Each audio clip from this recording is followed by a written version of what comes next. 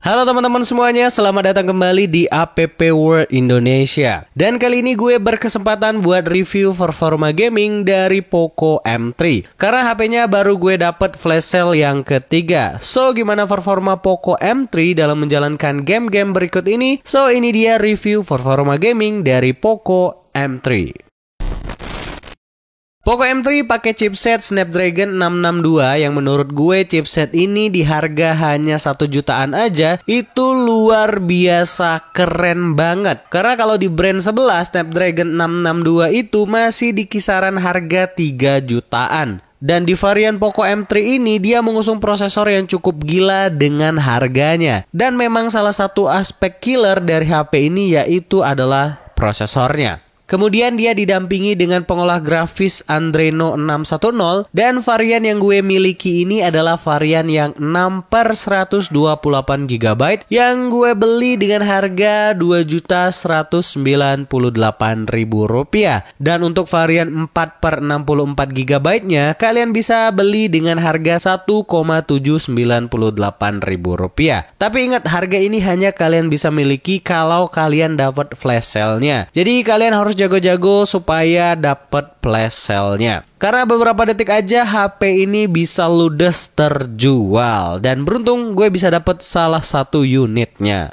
Terus Poco M3 ini juga punya baterai LiPo 6000 mAh, non-removable, fast charging 18W yang cukup wow gitu, 6000 mAh di harga 1 jutaan. Ya pasti menurut gue dengan harganya memang gila sih, Xiaomi ini bisa kasih baterai dengan harga segitu tapi disematkan baterai 6000 mAh-nya. Yang memang ini juga jadi salah satu aspek killer dari HP ini. Next, layarnya juga sudah punya resolusi 1080 x 2340 pixel, 19,5 banding 9 aspek rasio, dan kepadatan layar 395 ppi. Yang jelas dengan harga segini HP ini memang killer juga di bagian layarnya. Walaupun masih 60Hz dan belum 90Hz, tapi kalian nggak ada otak sih kalau dengan harga segini mau layar yang 90Hz. Sedangkan jika kalian bandingkan dengan HP brand sebelah yang masih 3 jutaan harganya, walaupun sudah 90Hz tapi layarnya masih Full HD 720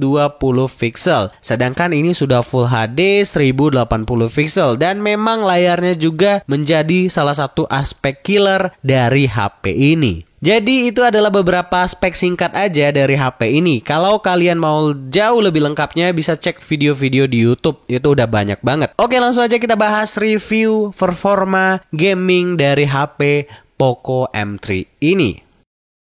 Oh ya, sebelum kita mulai, seperti biasa disclaimer dulu. Yang pertama, semua hal yang gue bahas di dalam video ini adalah pendapat pribadi gue. Dan kalian boleh setuju, boleh tidak. Yang kedua, HP ini dites di MIUI 12 dengan kecerahan layar full. Yang ketiga, kalau kalian lihat ada kabel charger yang gue colok, itu bukan lagi ngecharge, tapi lagi gue colokin ke PC gue supaya bisa monitor FPS-nya. 4, untuk yang mau tahu FPS meternya ketika main game bisa cek di bagian sini. Dan di video ini gue bahas hanya sebatas performa gaming aja, mengesampingkan kelebihan ataupun kekurangan lain dari HP ini, misalnya desain, kamera, dan lain-lain.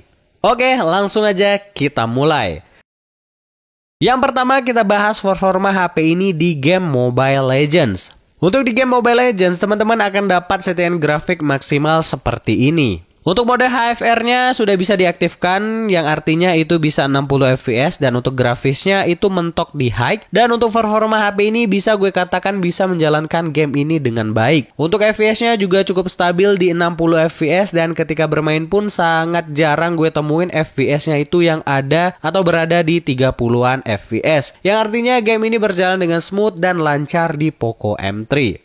Next, game yang kedua yaitu League of Legends. Di game ini teman-teman akan dapat settingan maksimal seperti ini. Dan untuk resolusinya bisa diset ke tinggi dan 60 fps-nya bisa diaktifkan. Dan untuk performanya dalam menjalankan game ini menurut gue aman-aman aja. Karena untuk fps-nya bisa gue katakan memang stabil di HP ini. Kemudian kualitas grafiknya juga bagus. Dan tekstur dari setiap skill juga kelihatan. Jadi untuk game ini menurutku juga aman-aman aja sih dimainkan. Dan untuk FPS-nya juga itu stabil karena jarang banget gue temuin drop ke 30-an FPS. Yang artinya menurut gue game ini bisa berjalan dengan baik di HP Poco M3 ini.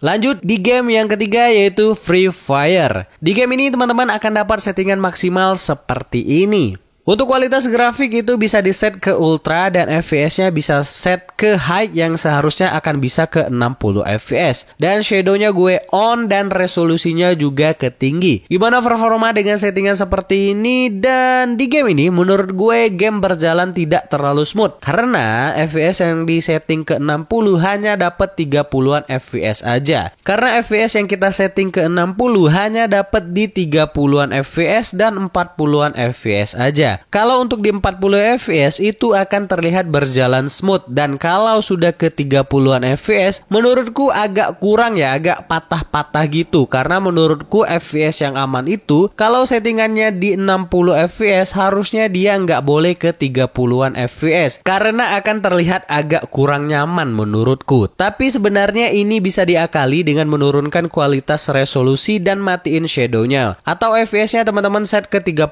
FPS aja. Tapi yaitu kurang smooth gitu terlihat tampilannya. Tapi secara gue mainin di 60 FPS dengan settingan mentok ke kanan semua itu memang masih cukup playable sih. Tapi yaitu masih ada yang kurang menurut gue. So far so good, good aja lah mainin game Free Fire di HP ini. Next game yang keempat yaitu game PUBG Mobile. Di game ini teman-teman akan dapat settingan grafik maksimal seperti ini. Untuk grafik, kalau teman-teman setting ke smooth, maka FPS-nya bisa ke high.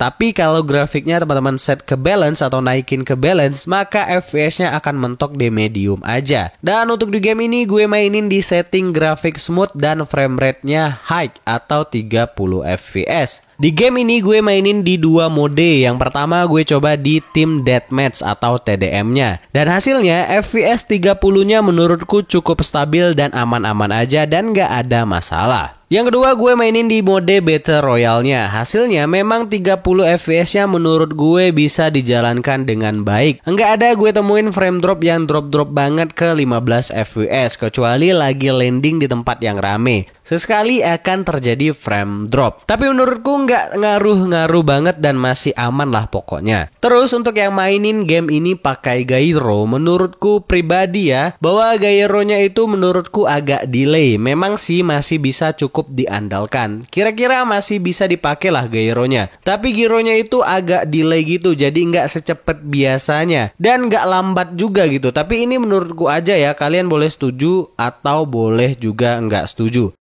Next lanjut di game yang kelima yaitu game Aspal 9. Di game ini gue setting kualitas visualnya itu ke kualitas tertinggi alias kualitas tinggi. Dan untuk hasilnya menurutku FPS-nya nggak stabil banget di 30 FPS. Karena FPS-nya maksimalnya itu di game ini memang di 30 FPS. Dan menurutku 30 FPS-nya itu lebih sering settingannya itu kayak ke 20-an FPS aja. Terus ketika ada detail-detail grafik yang agak rame bisa drop ke 15 FPS. Dan memang menurutku dropnya memang agak drop banget sih ke 15 FPS. Tapi sebenarnya yakin aja di game ini sebenarnya masih sangat playable buat dimainkan. Jadi akan aman-aman aja dimainkan. Kalau teman-teman nggak pakai FPS meter, mungkin teman-teman nggak akan nyadar bahwa FPS-nya itu turun kayak smooth aja gitu. Tapi ini kebetulan gue pakai FPS meter, jadi ya ketahuan FPS-nya kadang ada turun-turunnya juga. Jadi sebenarnya intinya itu game ini bisa dimainkan sebenarnya dengan baik. Tapi ya ada sekali frame drop yang drop banget gitu. Tapi ya sesekali aja per sekian detik. Dan hasilnya memang game ini ya masih cukup bisa playable dimainkan.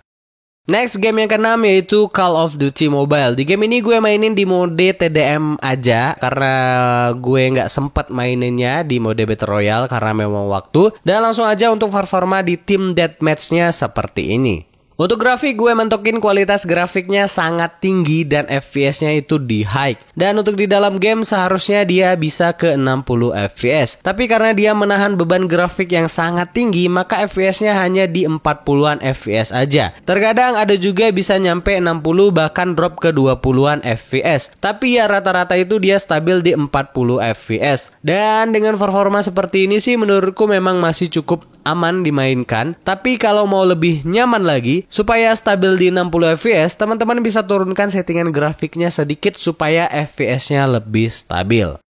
Dan yang ketujuh, game yang terakhir yaitu game Genshin Impact. Menurutku performa HP ini di game Genshin Impact itu standar aja sih. Masih cukup playable buat dimainkan, tapi ya tidak dengan settingan grafik yang tinggi dan 60 fps. Menurutku HP ini cocok dimainkan dengan settingan grafik terendah aja di 30 fps supaya dapat experience yang lancar dan stabil gitu. Dan saat dimainkan itu buat dipakai jalan-jalan aja, fps-nya itu ada di sekitaran 20-an fps. Dan kadang juga drop ke bawahnya atau kadang juga bisa sampai ke 30-an fps. Dan memang wajar sih HP dengan prosesor ini maksimalnya bisa mainin game ini dengan performa seperti ini. Tapi apakah ini jelek? Ya enggak lah, dengan harga 1,7 juta ini performa yang sangat luar biasa yang bisa kalian miliki. Daripada brand sebelah yang prosesornya sama tapi harganya masih 3 jutaan, ya mendingan inilah kayaknya ya. Oke, itu tadi detail performa gaming dari Poco M3 dan sekarang kita masuk ke kesimpulannya. Pertama kita bahas harganya. Untuk sekelas HP entry level ini memang killer dengan harganya. Untuk varian yang paling murah kalian bisa dapetin dengan harga Rp1.799.000. Dengan harga segitu kalian bisa dapat spek yang kayak gue jelasin tadi, itu gila banget sih. Snapdragon 662, layar Full HD, udah stereo speaker dan desainnya juga kece. Tapi kalau urusan desain itu sesuai selera lah ya. Karena ada yang suka desain yang nyentrik kayak gini dan ada juga yang gak suka desain yang mencolok kayak gini. Yang kedua, performa gamingnya. Lagi-lagi balik dengan harganya sih, karena dengan harga yang kayak gini sudah sih menurutku performanya nggak ada lawan di kelas harga segini. Dengan harga segini kalian bisa beli HP gaming entry level yang cukup tinggi lah performanya untuk diajak main game. Apalagi kalau kalian cuma mainin game ML, FF, PUBG itu sih masih aman banget buat kalian pakai HP-nya. Lagi-lagi ini tentang harga sih yang membuat performa HP ini mau dibuat kayak mana aja tetap unggul karena ya memang harganya nggak ngotak. Sekali lagi menurutku Xiaomi berhasil sih membuat HP dengan best price to performer yang oke banget. Oke, sekian aja kesimpulan gaming review dari Poco M3 menurut gue. Mudah-mudahan bisa memberikan gambaran ke kalian sebelum membeli HP ini. Dan ingat sekali lagi bahwa yang gue bahas di video ini adalah sebatas hanya penilaian dari performa gaming aja. Dan mengesampingkan kelebihan ataupun kekurangan lain dari HP ini. Misal ya desain, kamera, dan lain-lain. Oke, thank you sudah nonton video ini. Jangan lupa subscribe kalau teman-teman suka video-video seperti ini. Dan silakan komen kalau teman-teman punya pendapat yang berbeda dengan saya. Dan silakan komen juga kalau misalnya teman-teman punya pertanyaan terkait video ini. Sekian, sampai jumpa di video-video lainnya dan saya David. Salam APP World Indonesia.